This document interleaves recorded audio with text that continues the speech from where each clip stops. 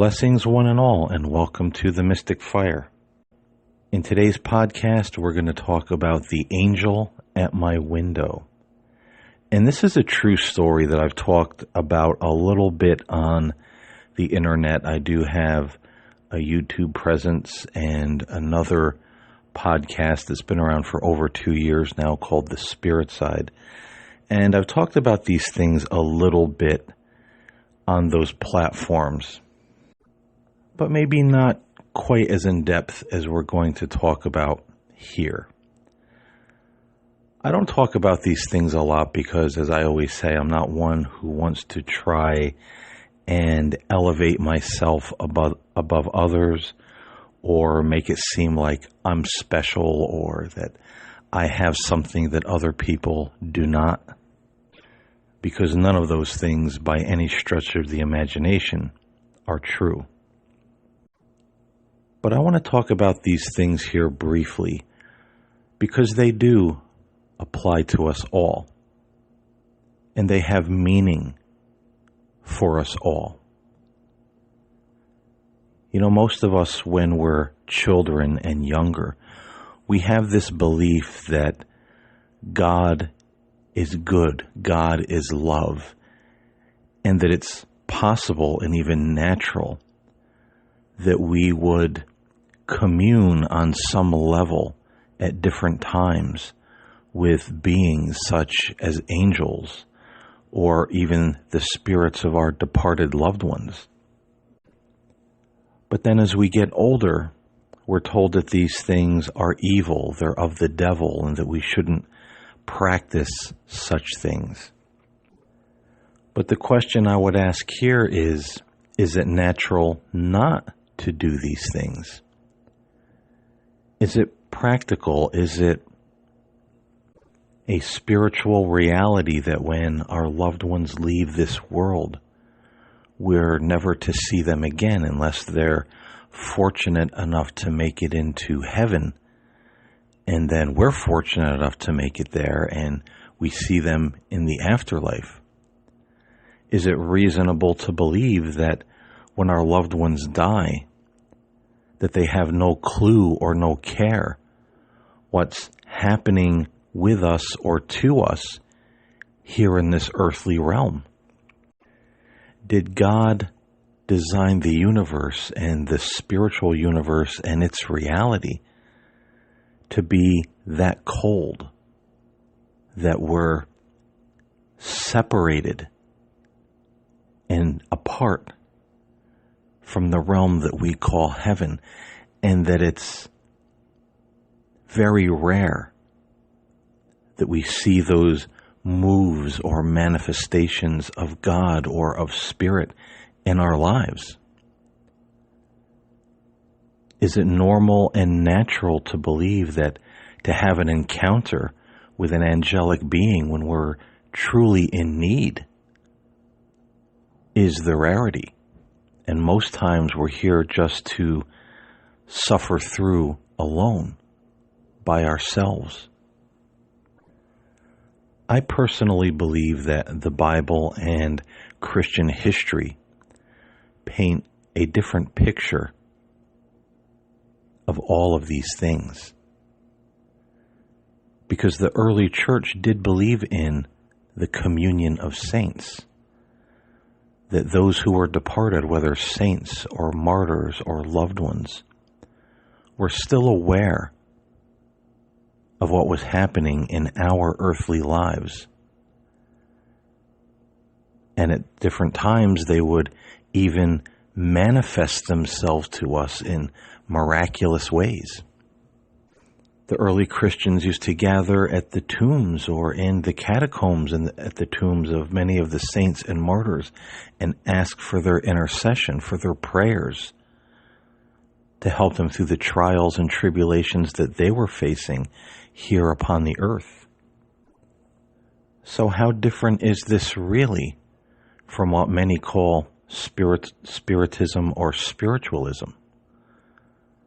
What is the difference between seeing an apparition of, say, the Virgin Mary or a very renowned saint or even Jesus, or an angel,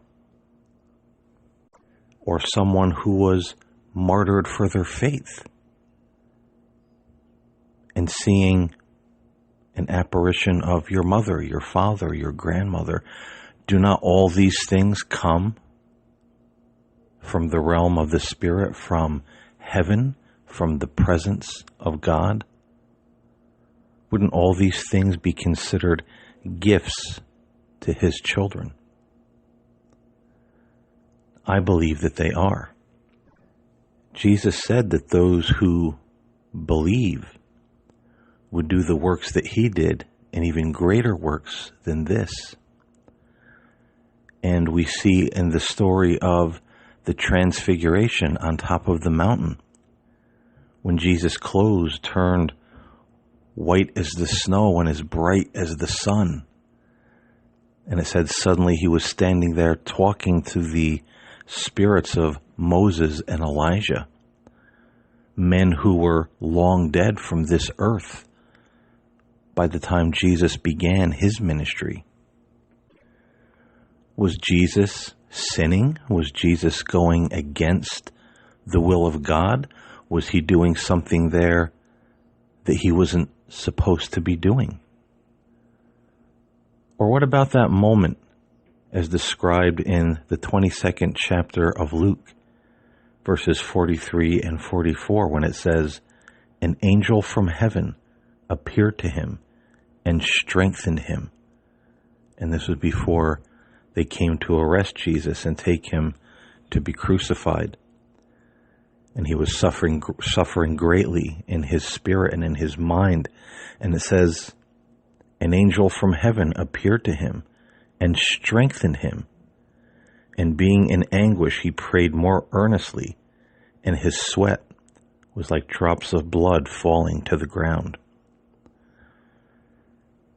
So if Jesus said that these things that He did, and greater works than these we would do, why would it be so strange for us to be able to commune with what we now call the other side of life, or heaven, or the afterlife?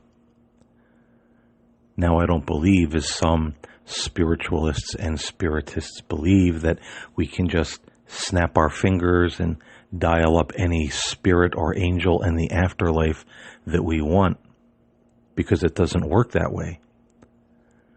All of those things are up to God. I'm sure there is rules and regulations and protocols that the spirit world must follow in order to interact with us. But also it's important to realize that we're here to learn our lessons. We're here to grow on planet Earth. And so anytime we had a problem, anytime we had a decision to make, if we could just call out to the spirit world and say, make this decision for me, or do this for me, or tell me what to do, how would we grow? How would we use our own God-given free will to make a decision for the right or for the wrong? I can't help but hearken back to my own childhood, when I had this feeling that all of us were from a different place, a place that wasn't here, a place that was full of love and kindness and goodness and peace. But I never really understood what that place was until later in life. I heard about God and heaven and Jesus and angels from my grandparents, and immediately I said, they're talking about that place. I know what they're saying. And my personal faith in God became something that was foundational in my life very, very early on. And there were times when I was very young that I did see things that we would call apparitions and spirits, things that I couldn't explain, people that no one else saw besides myself. And the strange thing about it is that I was never afraid until later in life when I learned from stories and movies and books and stories that my grandparents would tell about ghosts and goblins that I should be afraid. Maybe these things weren't friendly. Maybe they weren't natural. They weren't from here. What did they want? But in the beginning, I wasn't scared at all. I didn't feel any kind of apprehension. I felt like I knew them, even though I didn't quite recognize their faces. And I really grew up before I had any religious indoctrination that there was a God and the universe and this place called heaven. It was so wonderful and good and always looking out for us, and that anything truly was possible. It was a magical universe, a magical world in every sense of the word. And I saw that magic play out in my life and in certain events and in little ways that I never spoke of to my brother, to my parents, or to anyone. They were my private little treasures that I just knew what they meant, and I knew where they came from. But unfortunately, as I got older, I began to realize and see that this world wasn't as friendly as I would have liked it to been. When I started school on my first day of kindergarten, it started a whole array of just days in school of being bullied and beat up and pushed around. My father at the time overindulged in alcohol, and he was verbally abusive to me and my brother and our mother. We had other relatives that were verbally abusive, just as much as my father, if not even more so. The friends that me and my brother had that were our age, it was very peculiar to me because they were supposed to be our friends, and they would come over to our house or we would go over to their house, and they would sit around and call us names, very unbecoming in today what would be politically incorrect names. And all of this was very sad for me to see, and I used to have this thought since I was probably 2, 3, 4 years old, and I'm not exaggerating when I say that I would always look at the things that people would do that were hurtful and mean, and I would say, why are they doing that? Don't they know that love is the law we're supposed to live by? Don't they know that that other place that we come from, we all treated one another with such kindness and goodness, and there was none of this? How wrong do we have it in this world? And it was a real burden to my young soul. And I remember one day, it was actually November 15th, 1967. I'm sorry, that's November 15th, 1979. I had come home from school that day. I was in the 6th grade. I was 12 years old. I had a terrible day.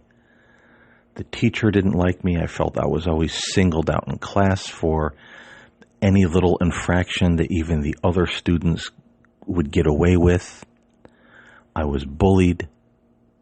My father was greatly verbally abusive at that time. And I just came home from school. I remember throwing my book bag on the dining room table. I went immediately into my room, laid down on the bed, and just sat there listening to music, because that was my great escape at that time, just to go in my room and listen to music and daydream of a better world. And up to that time, I probably spent a good year, maybe year and a half, many times, talking to God and saying, God, you have to help me. You have to show me that there is love and that there is goodness in this world, because if this is the way people treat one another, there's no hope for any of us. We are lost and we are sad, and this world is just a very dark place. These were my thoughts at 12 years old. And I remember that particular day in 1979, November 15th. I remember really calling out to God in my mind like never before. And it's almost like this event was planned because my brother and I shared a room. But that particular year, for whatever reason, he was going out just about every other night with my one uncle Christmas shopping. So I had the room all to myself. My brother wasn't home. My parents were out in, the living room or the kitchen doing whatever they were doing. And I remember calling out to God that day and saying, I really need some help. You have to show me that there's love and goodness in this world. Because we're so lost, I feel like there's no hope for any of us by the way we treat one another. This is terrible. And there was a window at the foot of my bed. And I remember looking out of the window up toward the sky, and it was a very cloudy day. Nighttime was starting to fall. It was dusk, but there were still those dark, wintry, threatening of snow clouds in the sky. When suddenly there was a break in the clouds, and I saw this light. And it came down from the sky. And it hovered outside of my bedroom window. And for all intents and purposes, this light looked a lot like we would call a modern-day UFO. And standing in an opening on the side of this craft, if you could call it that, was a girl about my age. She had on a gray, silvery, one-piece, it looked like a jumpsuit. She had long blonde hair and wings like an angel that protruded out of her back. And I heard her speaking to me in my mind. And she asked permission to enter the room. And at first I was scared because by this time I was taught things that I didn't understand I should be afraid of. And I was hesitant, but yet I felt like something within me just needed to allow this being, this girl, to come into the room where I was. So I finally granted permission, and she stepped into the air, right through the wall, standing at the foot of my bed. Now, some people may say, you were crazy, you were hallucinating, you were having some kind of an episode. And for a lot of years, I thought so too. But when this girl stepped into the room, I was a little bit afraid, but she started talking to me. That she was there to help me and to help heal these hurts and these doubts that I had about this world that we were living in, and that if love even existed at all. And little by little, I began to feel like I knew this being. I knew this girl, this strange girl with the wings. That I knew her all of my life. There was just this feeling. And the funny thing about it is, visitations from this being reoccurred throughout my life at different times. And every time I saw her, she aged as I aged. And she shared with me things about God, about the universe, about our world. She even told me things that would happen in the future in my personal life, and they did come to pass. There was a time I asked for proof that I thought maybe I was just having some kind of psychotic episode or hallucinating. And at that particular time, I would be around family members and friends, and there would be floating orbs nearby, celestial music playing out of nowhere with no source to be found, the smell of perfume and roses, friends and family members being touched by an unseen presence. One individual, a family member, had her hair picked straight up off her head as if someone had grabbed the hair on the top of her head and pulled it straight upward and then just let it go. So was I hallucinating these things? Because an awful lot of people began to experience phenomenon when I was around that absolutely could not be explained. And it all started with that angel at my window. And it was later told to me that this being was my personal guardian angel, and that she came to me in this form when I was very young, a form that I would not be afraid of, that I could relate to, so that she could help me and speak to me, because God sent her to help me through these difficult times in my life, especially when I was younger. And now the moral of the story is,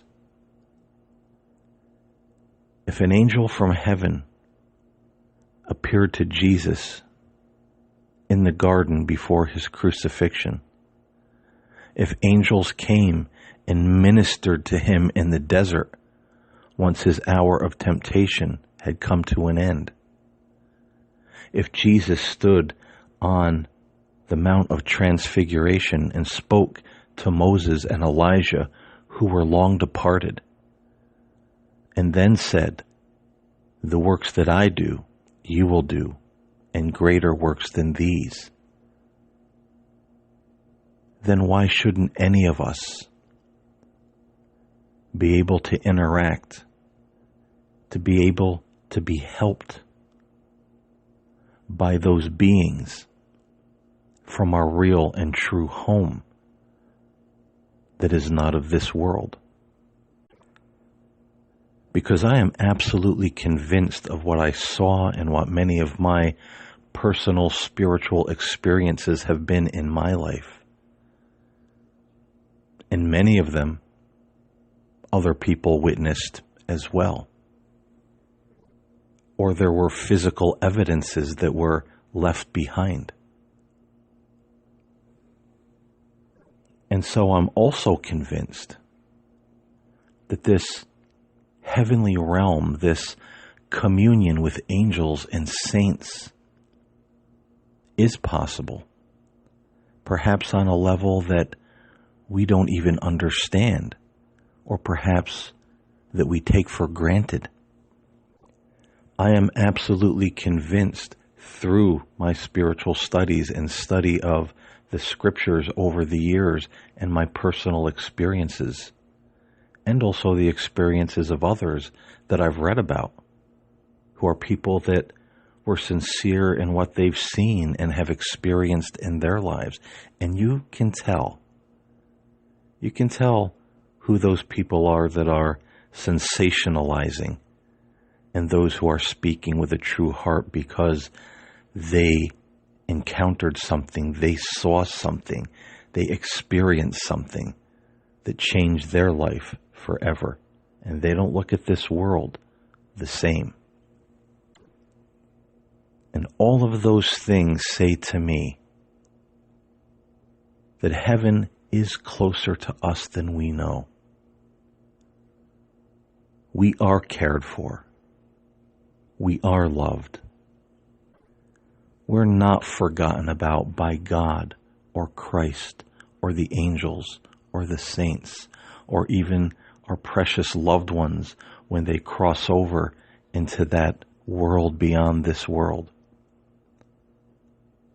I'm absolutely convinced that they're right there by us, watching us, observing us, praying for us, and sometimes stepping beyond the veil to be right in front of us and to give us guidance and help and love and compassion.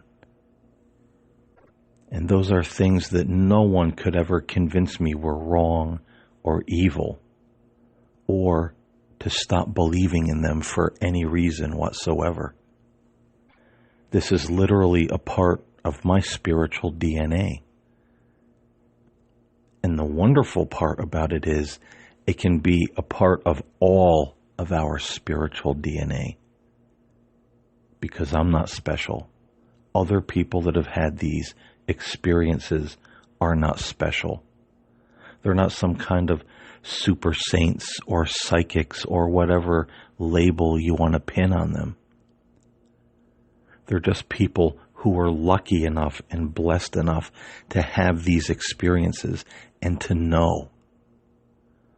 But then also to tell everyone else, every one of us in this world, we can experience that same love, that same compassion, and that same help. Perhaps we could all experience in our lives an angel at our window. I'm Paul James Caden. I thank you for listening today. May you and your families be blessed, and I'll see you next time here on the Mystic Fire.